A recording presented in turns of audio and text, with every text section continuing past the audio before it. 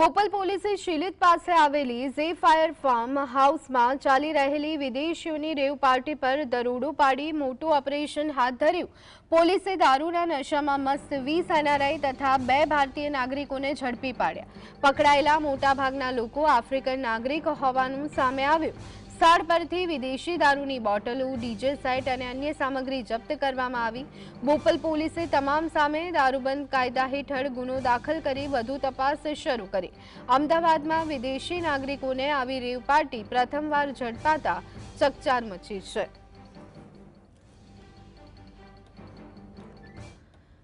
તો આમ તો કહેવાતી રીતે ગુજરાતમાં દારૂબંધી જોવા મળે છે, દારૂબંધીનો કાયદો લાગુ પડે છે, પરંતુ દરરોજ પીધેલા નબીરાઓ ઝડપાય છે, બુટલેગરોનું શાસન ખુલ્લેઆમ જોવા મળે છે અને પોલીસ દ્વારા કાર્યવાહી નામની હોય તેવી ચર્ચાઓ પણ જોવા મળતી હોય છે। વધુ એક માહિતી, બોપલ પોલીસે શિલિત પાસે આવેલી ઝે ફાયર ફાર્મ હાઉસમાં ચાલી રહેલી વિદેશીઓની રેવ પાર્ટી પર દરોડો પાડી અને મોટું ઓપરેશન હાથ ધર્યું છે। 20 જેટલા એનઆરઆઈ અને 2 ભારતીય નાગરિકોને ઝડપી પાડ્યા છે। પકડાયેલા મોટા ભાગના લોકો આફ્રિકન નાગરિક હોવાનું સામે આવ્યું છે। સ્થળ પરથી વિદેશી દારૂની બોટલો, ડીજે સેટ, અન્ય સામગ્રી પણ જપ્ત કરવામાં આવી છે। બોપલ પોલીસે તમામ સામે દારૂબંધીના કાયદા હેઠળ ગુનો દાખલ કરી વધુ તપાસ હાથ ધરી છે। અમદાવાદમાં વિદેશી નાગરિકોની આવી રેવ પાર્ટી પ્રથમવાર ઝડપાતા ચકચાર મચી ગઈ છે। મોટી સંખ્યામાં દારૂની બોટલો આવી છે, તો એ દારૂની બોટલો ક્યાંથી આવી તે પણ એક સવાલ છે।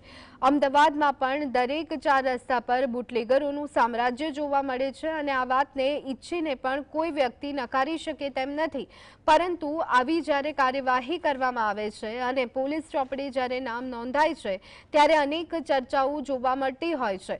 વધુ એક વખત આવી જ ઘટના, આવી જ માહિતી સામે આવી છે અને આ વખતે બોપલ વિસ્તારમાં કાર્યવાહી કરવામાં આવી છે। આ વખતે વિદેશી નાગરિકોની મહેફિલ જામી હતી અને તેમાં પોલીસે રંગમાં ભંગ પાડ્યો છે। બોપલ પોલીસ દ્વારા કાર્યવાહી કરવામાં આવી અને અનેક એનઆરઆઈની સાથે 2 જેટલા ભારતીયોને પકડી પાડવામાં આવ્યા છે।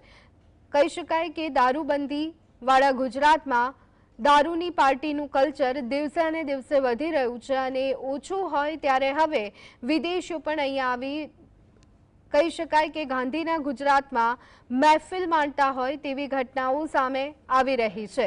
પકડાયેલા મોટાભાગના લોકો આફ્રિકન નાગરિક હોવાનું જાણવા મળી રહ્યું છે।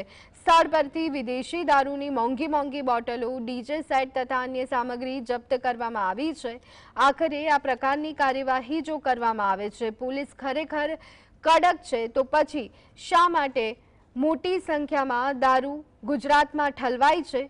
શા માટે મોટી સંખ્યામાં જ્યારે દારૂ ઠલવાતો હોય છે ત્યારે તેની પર રોક નથી લાગતી અને આ રીતે પાર્ટીમાં દરોડા પાડવામાં આવે છે? એક સારી બાબત છે અને આ પ્રકારની કામગીરી થવી જોઈએ, પરંતુ જે રીતે બુટલેગરોનું સામ્રાજ્ય ગુજરાતમાં ફૂલેલું ફાલેલું જોવા મળે છે, તો આખરે શું એ બુટલેગરો ગુજરાત પોલીસની ધ્યાનમાં નથી આવતા? તે સવાલ થાય, તે શંકા થાય, તે પણ એટલી જ સ્વાભાવિક બાબત છે।